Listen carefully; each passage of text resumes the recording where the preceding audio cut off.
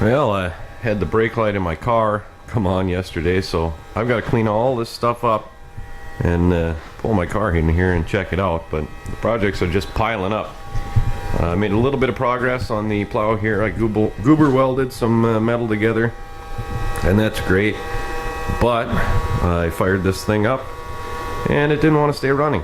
You fire it up at full throttle, it'll run for a few seconds, maybe 5 seconds, and then die, and it'll start right back up, and you can do that as long as you want. So I think I have a fuel issue somewhere. But I figured out if you run it at half throttle for a while and slowly increase it, you can get it running and keep it that way. So for now, that's just what I'm going to do, so I can get it out of here. This project's just 2 steps forward and 1 step back, I guess. But no big deal. I have to put that back together and get that cleaned up. This thing, I'm not going to do anything with it. I think I'm just going to put those carburetors in a bag so I know where they are, and then shove this thing outside, because I'm not gonna play with it this year, I don't think. So that can go. And then I got, of course, my welder here. I've still got to get a new liner for it so it'll actually feed smoothly. I haven't ordered that yet. I found one. I just got to get to ordering it. So then I'll be fixing that, and I'm gonna have to move all that wood out of the way, get all those tools out of the way, everything on the floor. And got my grandpa's chainsaw here. He brought this to me the other day because he couldn't get it started, and I did manage to get it running, but pulled the cord. It's got very little compression. It will run, but it's just got hardly any compression at all. And then after I told him it had some low compression, he said, well, I think maybe I might have accidentally put straight gas in it at one point. So that saw is kind of junk. It will run, but as you can see, it doesn't have much for compression. So that, I think, is toast. I'll have to clean that up, get that out of here. What else have I got going on? Oh, I've got a new door for this thing I've got to put in. It's there in the truck. That'll be a project. And then I've got a whole nother trailer load or truckload of crap. I got a 1-wheel-horse rider and 4 snow blowers and a couple of decks back here that I'm just going to throw in the pile and a push mower. Junk. I might be able to get a couple of these running. I got 2 MTDs, I think, and a Toro and an old John Deere.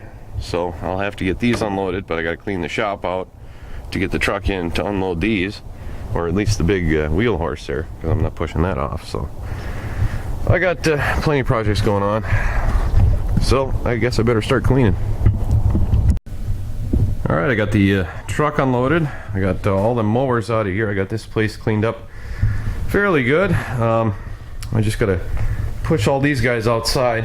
I think it was this red one here, I was told, is still runs and still works, so maybe I'll try to fix that one first. But I'm gonna go ahead and push these out for now, get the truck out of here, get that wood out of here, and pull my car in, figure out why the brake light's on. Alright, I got all this old wood piled up here. It actually came from pallets that new mowers come from, so it's a little bit bigger than a regular pallet would. And a couple of weeks ago I built a little shed. I figured I'd put this in, built it out of old pallets. So it's nothing pretty, but we're gonna throw a couple of tarps over the top of it that I got for free, and hopefully it'll keep this wood somewhat dry. I don't have any plans for it now, but it's always nice to have a little bit of wood laying around in case I want to build something, or in case I just need a little piece of wood. I don't have to run to the store and go buy some. So let's go check out that shed, throw that tarp on it, and put all this wood in there. Well, here's a little shed I built. Definitely not impressive, but it's actually pretty strong for being made out of junk. I'm gonna go ahead and throw the tarps on there. Hopefully the roof will hold, because we're under these trees. I'm hoping the snow load ain't gonna be too much, but either way, it's just gonna hold old wood, so if it falls down, it falls down. It doesn't really matter. But I'm gonna throw them tarps on the top, and then I got a big old tarp, I think from a pool, that's really not good for anything else. I'm gonna throw that on here and tack to the sides. Hopefully keep everything dry. But yeah, let's load this sucker up. Well, there we go. I got the tarps stapled up there, or hammered up there, or whatever, and got it all loaded full of wood. So it ain't pretty, but it don't need to be. All it's got to do is keep some wood relatively dry and not fall down. So if it does those two things, I'll be happy.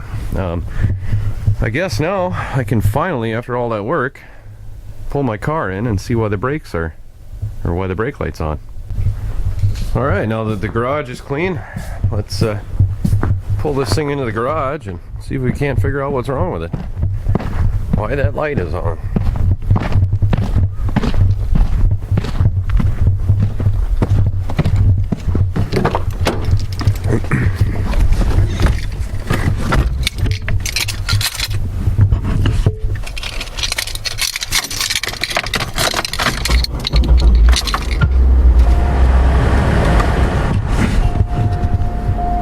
Let's see if it's still on. No, it's out right now.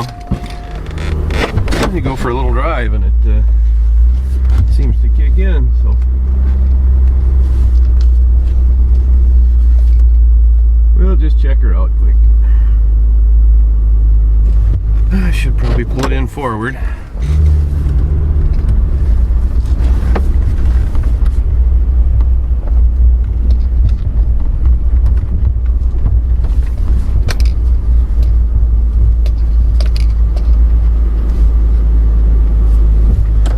Check the brake fluid first, and if that's good, I'll just say screw it, it's fine. Well, it's got plenty of brake fluid in it, as you can see there, but I think maybe it was something to do with the ABS, because that light's been on for I don't know how long, and a little pretty cold yesterday, and might have tried to kick in and couldn't, and decided to throw the brake light on. But as long as it's not leaking anywhere, it should be fine. It stops okay, so I'm gonna call this one all good. That was a lot of work for nothing. But I suppose while I'm here, I'll clean off the mouse nest that I just saw and check the oil and whatnot. Well, as to be expected, I was about a little over quart low on oil, and I seem to have no coolant in there. Well, there's some way down in there, but I don't think you'll be able to see it. But I don't have any coolant, so I'm gonna have to go get some. And the only thing that really surprised me is that rat's nest up there, because I drive this car pretty much every day, so they must have been trying to do it real quick. But I guess that's what happens when you only pop the hood when something's wrong. Luckily it's a Buick and it can take that kind of abuse and neglect.